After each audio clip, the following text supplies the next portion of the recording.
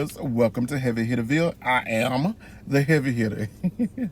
If this is your first time, welcome. Be sure to like, comment, and subscribe. If this is your time returning to see your boy, good to see you, missed you. Be sure to comment, like, and subscribe. As we see, watch other videos. Baby, let's just go and get straight to it.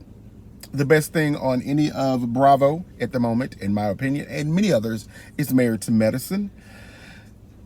I have really been debating if I wanted to even tap or touch on Married to Medicine or Real Housewives of Potomac, but what I tell you, Married to Medicine is giving what it needs to be gave. Y'all come on back. Let's have this heavy conversation. So we start off the episode with a montage of things going on, and then all of a sudden it says starting 4 days earlier. So I'm going to be reading my notes, so I'm going to be looking down, so just expect that. Okay, good. I'm at work, so I'm trying to hurry up and get this done while I had a little bit of free time. Toya's throwing Sweet Teeth a pamper party along with, yes, you heard me correct, pause me please, I said Sweet Teeth, because it's something about the way she holds her mouth, and I'm not getting what I need home, and it's the way she holds her mouth. Anyway, Sweet Teeth is being thrown a party by, we thought, LaToya and Phaedra, or excuse me, pause me, Fake-dra, which would explain why she invited Quad, in my opinion, because, girl, y'all are really just walking around, what is going on? Anyway, it's a lot happening behind this camera. Anyway, so she's throwing her a party. Quad is cooking, so we're going to throw a montage of what's happening with the ladies. Quad is cooking for some extra gay friend of hers, doing the most, and yes, it is what it is. Phaedra is at practice for the boys. I do love to see Phaedra with her boys. It's part of the best part of who she actually is because she's such a fake bia. Dr. Simone pulls up in her Maserati and calls Dr. Jackie, it's time to have lunch. We haven't seen the ladies have lunch in a while, so it was good to see them do that. Normally they would have had salads. Dr. Jackie reminds Dr. Simone, why didn't you get a salad? While chatting, Simone and Dr. Jackie are talking about Sweet Teeth, and they're talking about how she's overwhelmed and how she says she needs some things, and how catering to Dr. G and his little corny leprechaun little ass is a little bit overwhelming, and Sweet Teeth said that she needs an assistant. Okay. So, of course, you know, the ladies take a couple of jabs and they remind us, you know, in their heyday what they could do. You know, they were the cook, the clean, the housewife, the lover, the maid, and your secretary. We move over to Dr. Heavenly. Pause it, please. I know a lot of y'all do not like Dr. Heavenly, but I love the shenanigans that are Dr. Heavenly. That woman understands the assignment, and I don't think she takes any of this seriously. And I love the fact that she gets up under their skin and she pays them dust. Dr. Heavenly meets with Sweet Teeth. Baby, pause me, please. Sweet Teeth, Letitia, Sweet Tea, baby, you are carrying this season, and I don't even care for you, the character of Sweet Teeth.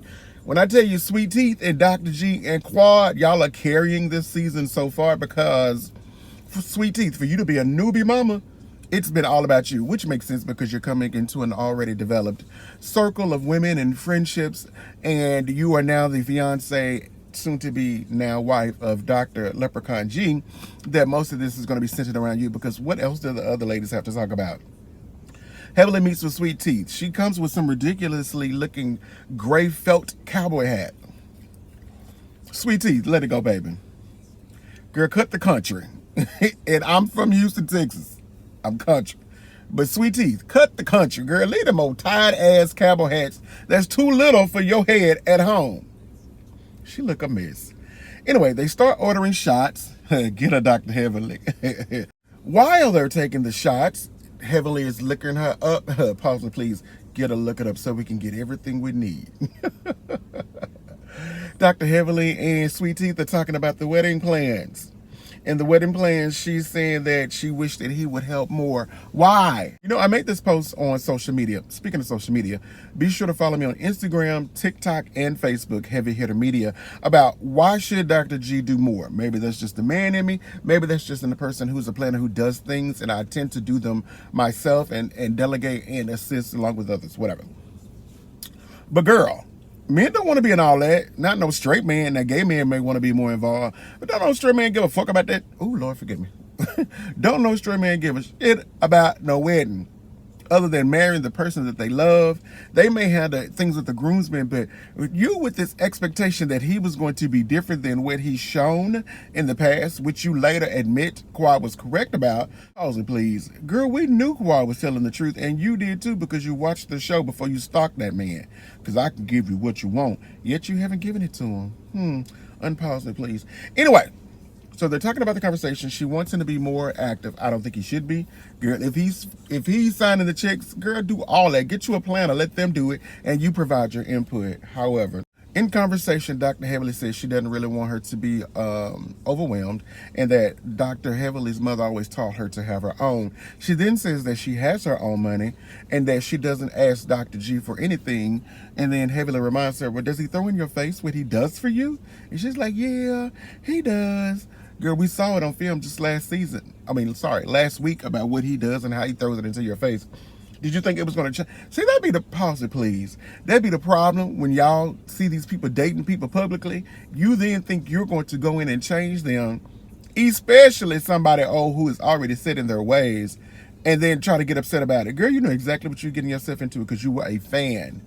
Sweet Teeth then says Dr. G is controlling, like Quad said, and majority of the stuff Quad said was actually correct. We get a flashback of Dr. G and Quad and their differences and them having some issues.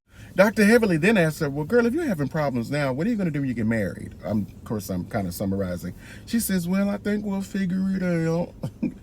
Red flag. That is a problem when people who are dating on their way down the aisle choose to avoid the red flags and concerns, and so you'll figure it out. Do you not think that shit is not going to get worse when you get married? When you walk down the aisle, you jump the broom, you get that ring around your finger, you think it's not going to enhance or become heightened? You can't be that desperate. Well, you may be just that. You are that desperate because you slid into that man's DMs saying you can give him what he wants, which you have not yet. We now move over to Dr. Simone, Cecil, and the boys. They're on spring break. The oldest son is 24. The youngest is 20. I hadn't realized is his name Miles? I hadn't realized that boy was out of the house. Wow. Wow, this show has been on 10 years. Wow, 10 years. Anyway, Cecil says that they have the means. What I find a lot of the conversations leading with is Dr. Simone is saying, I'm not going to pay for this. I'm not going to pay for that. But Cecil is in the mind frame of, well, we have the means, and she reminds them of what she's going to do. Cecil, what do you do? Because Dr. Simone is constantly reminding us that she's the money. Are you a kept man? Shit, I wish I could be kept. Anyway, the boys are in school. We have conversations with the boys about what they're going to do. Child, one of the boys, the 24-year-old still lives at home, which is not to me, that's not an issue. If I was a person of means and I was in a position for my family or my children, if I had any, or my nieces and nephews to live with me, I would as well if I had it. Because once I become wealthy, because I'm putting it into the atmosphere, I would love to build a compound. And I may have said this in one of my other movies. I'm speaking that to existence too. In one of my other videos, I wish I could build a compound. I would love to have a generational living dwelling, if that makes sense. Or a generational dwelling where my parents, as they're getting up in age, myself, my sister, her husband, my niece and nephew, we lived on a few acres in a huge home, had staff, very Greenleaf. I would love to live very Greenleaf. And once I get that money, that's definitely something I want to pursue. Anyway, so they have the conversation with the boys, and the boys feel what they feel. She asks, is one of them coming back? He's like, yeah, that's just talking. But then again, you've provided them those lifestyles, so they're just accustomed to it. Child, get over it. What I found interesting at the end is that the son breaks a joke about money, and Cecil finds it funny, but Dr. Simone does not. That in turn also lets me know that Dr. Simone is the money and Cecil is a kept man. We move over to Dr. Heavily and Alora, who are cooking. Is it me that Alora looks older than 17? It's something good. Anyway, still a beautiful girl. Still a beautiful young lady. She just looks older than 17 to me. They're cooking spaghetti. Dr. Heavily says you need to cook your man some spaghetti and you put something in it. Well, what do you put in it, Mama? We'll talk about it later. And for those of you that know, you know what they say in order to trap a man, cook them some spaghetti and what you need to put into it. Yeah. Maybe that's what that girl put in when I was, when they rubbed off. It wore off, trust and believe. Anyway, Dr. Daddy Diamond comes in. They start the conversation with Alora. and her wanting to go away to school where they rather she stay there because, she's their daughter. The two boys went off to school. They prefer she stay because, they felt, well, I'm sorry, Dr. Damon Daddy says he felt the boys can handle themselves if something were to arise and she may need just a little bit of extra help, so they prefer. At this point, they carry on the conversation about where she's going to go to college. In the confession, Dr. Damon Daddy, Damon, is tearing up. I was like, oh, that's so special. That's really, really sweet to love your child that much. I hope all parents would, but, some don't. Hell, some be ready for you to get your ass out the house. But he's tearing up to his little baby girl. The last one is leaving the household. We go over to Dr. Eugene. They always said Eugene liked to be one of the wives. Dr. Eugene is out with his boys. They're shopping. They decide to continue the sexual ed conversation with just the men of the family. He asked him, is there anything else y'all wanted to ask that you couldn't ask your mama? They pause over a couple of things. He asks, what is a cycle? He didn't use that word. He used the P word. The father's like, oh, that's something for your mama. I think Eugene just as corny as Dr. G. Dr. Eugene just has a certain thick boy sex appeal about him, but he corny too. He corny. Now that he done slimmed down too, you're doing your thing. You're doing your thing, Dr. Eugene. You still corny. Your name is Eugene. You're corny. We now start this particular montage. Cecil and Simone go over the plans for Dr. G bachelor party. Sweet Teeth bachelor party. Toya is getting things together. Sexy men in red boxes. And then the ladies start to arrive. Phaedra's walking around with her phone talking to the girls. Fake draw. Put your phone down, bitch. We know how you work. Pause it, please. Sneaky ass bitch. We know how you get down, fake draw. Put your phone down, honey. Tired ass heifer. Back to the fellas. The boys on the party bus. The party bus arrives because the fellas was up at the bar. Dr. Cecil has an old mean man cave downstairs. I wonder if it's got a back door entrance because I'm sure he'd be sneaking in some stuff when Dr. Simone's at work. Pause it, please. He ain't happy. Unpause, please. Just as some of the conversations Dr. Simone and Cecil have, they're not happy. Like I said, the party bus arrives. There's dancers already on board. Some sexy old thick fat booty dancers. We go back to the girls' party. Sweet Teeth arrives. Simone reads Dr. G for her height and strength because one of the dancers carries Sweet Teeth away. And she says, can Dr. G do that? Girl, we know that little light, high-pitched voice cannot do that. We get back over to the men. Dr. G is doing his typical leprechaun corniness, motorboating, just, ugh. How can anyone find Dr. G romantically attractive? He has a physical sex appeal about him now that he has changed his glasses and grown that salt and pepper beard. There's something there's a machismo about him now, but when he starts talking and when he starts acting corny, if I put my pants down, they not coming back up. Ooh, that man corny. I'm sorry, y'all. I'm just chewing this gum. My apologies. Let's see. We get back over to the girls. Sweet Teeth gets a call during the party, and of course, she can't avoid it. She can't hit decline. She can't say, I'll call you back. She answers on speaker in front of everyone at the bachelor party. You're taking a call. Well, you know what? Maybe it was an important call. So she was like, girl, fuck this. I need to take this call regardless of where I am. And of course, there's this awkward conversation about finances. There's this awkward call about what's going to be needed in order because one venue canceled after this venue. Now she needs to scrape up another $10,000 to $14,000 in front of everyone. In confessionals, of course, the ladies are taking digs. And based off of the conversation that she shared with Heavenly like, you don't need to be getting married no way. And I agree. Dr. G and Sweet Teeth, y'all still need to get to know one another. Do y'all look happy? Of course. I'm sure Quad and Dr. G looked happy at the beginning as well.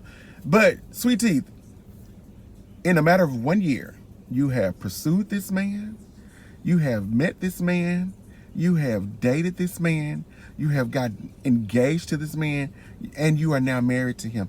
In the matter of 1 year, 12 months, you have done 5 pivotal things that most people take years in order to develop to know someone.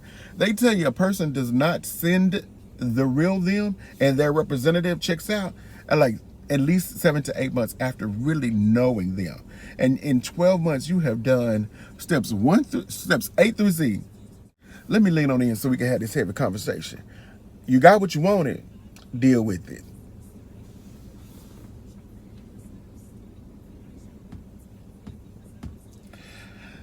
The crazy part about the conversation is that after it kind of dwindles down with the money has been discussed and all that, Sweet Teeth gets upset. Kind of understandably, because I'm sure she's thinking like, God damn, what else could go wrong? I got to go ask this man for this money. Now, you say you got your own money. What really would have turned to if you would have been like, oh, okay, I got it. Dr. G has already paid so much, I can do this because you say you got your own money. Pause there, please. Prove it. You got your own money. Prove it, Sweet Teeth. The sister, her complete twin, both got their something with your jaw in it. It's like an extended jaw with a underbite, overbite. I'm sure I'm not the only one who sees it. And I don't know if the sister was trying to take the phone so she could continue the conversation and let Sweet Teeth do her thing or whatever, but it totally irritated Sweet Teeth. At this point, she is an all-out BRIDEZILLA, throwing a fit, fussing, cursing. Was she going to try to fight the sister? Like, it was crazy. And it's interesting, you know, of course, production had, when they chopped and screwed it, tried to make it look like that was her reaction after Quad came in. And when I saw that afterwards, you know, while they were promoting the show, whatever, I kept saying, I know this woman did not respond to Quad in that manner. I kept saying, ain't no way in hell someone has been filmed responding to a person coming to the bachelor party who is a person's ex.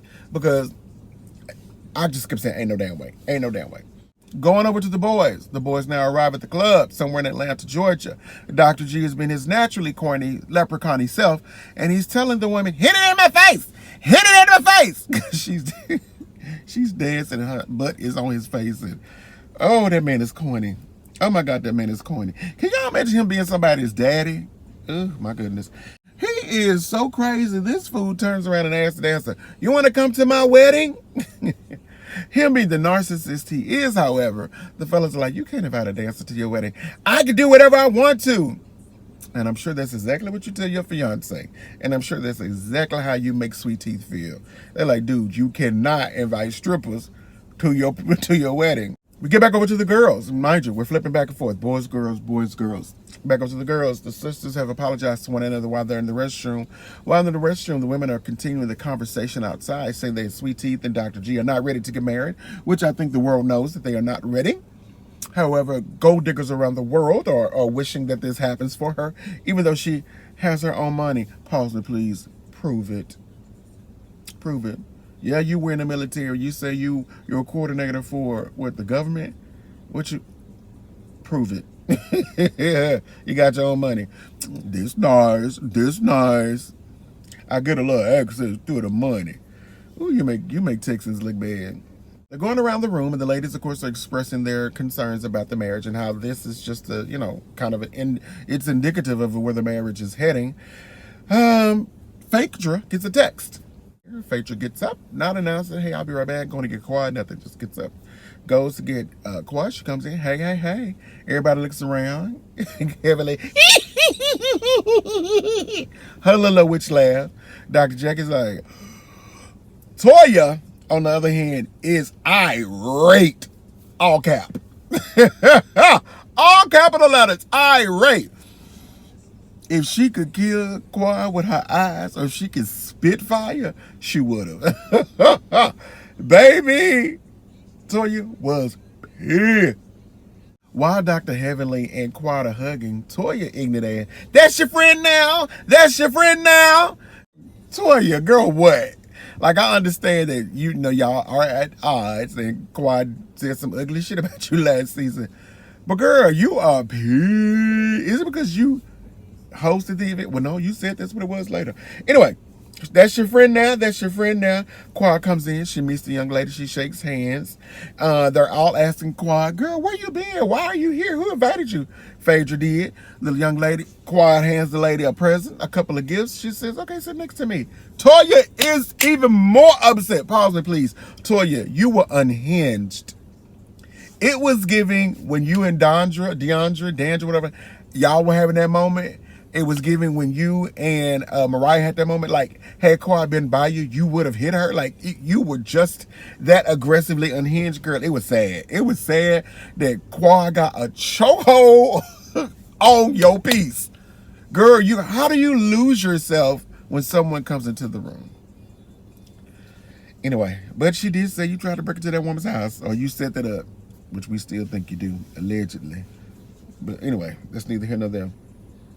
Just so interesting, you were throwing a party when Anila's house got broken into, allegedly. Anyway, they hug out. Quad says, girl, I just want you to know there's no heart beef. Congratulations.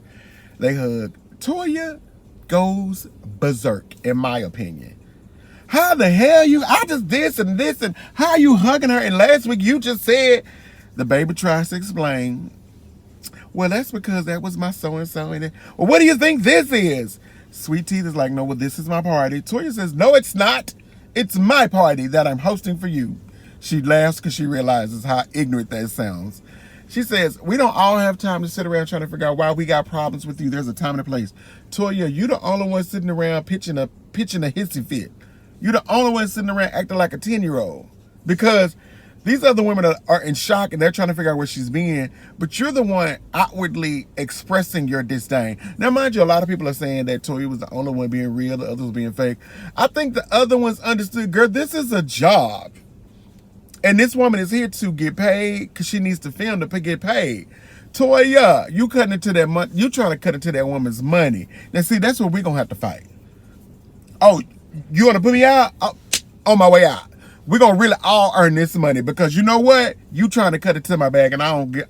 Pause it, please. No, bitch, we got to fight. Because you trying to cut it to my purse. And you know I walk around with an Hermes. So, I need to make sure she's full.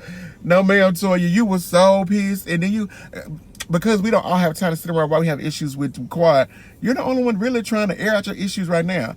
I'm sure it would have been awkward. Everyone would have gotten paid for filming. And y'all would have just gone on with the scene. Because first of all, y'all not going to make me sit here and believe that was that girl's real bachelor party. Where were her family? Where were her friends? Girl, this was just for filming, Toya. Girl, you did too much for too less of a reason because that wasn't even the real bachelor party. And bitch, you didn't have a party. That was just your assignment. Okay, Toya, you're going to host a party. We're going to say it's for so-and-so, and we're going to film. These are all the people that are going to be there. You're not going to tell me that you didn't know Quad. Girl, anyway, let me know I'm going to show you how you knew Quad was there. After pitching the hissy fit, she tells Quad, I think you should go. Quad is like, she stands up and she says to the lady, Quad was actually, I think Toya shook Quad. I gotta be real, although I was ignorant. Toya shook Quad because Quad was like, well, do you think I should go? Sweet Teeth is like, for this moment, I think it would probably be best that you go. Which it was. I live. I'm not gonna lie. I live for this moment because what Toya, Sweet Teeth, Quad, and Fakedra did is iconic.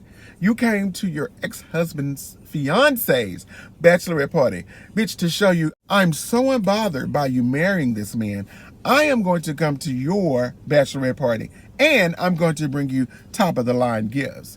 I'm going to shake this crazy hoe over here and I'm going to do what? I'm going to come in the film, get my coins, cha-ching, and then I'm going to let y'all put me out so we can make this the best scene. Iconic. Because I'm sure Quad knew something was going to happen. I don't think she thought to that extent. But she took it so graciously. Y'all be good. Have fun. Bye-bye.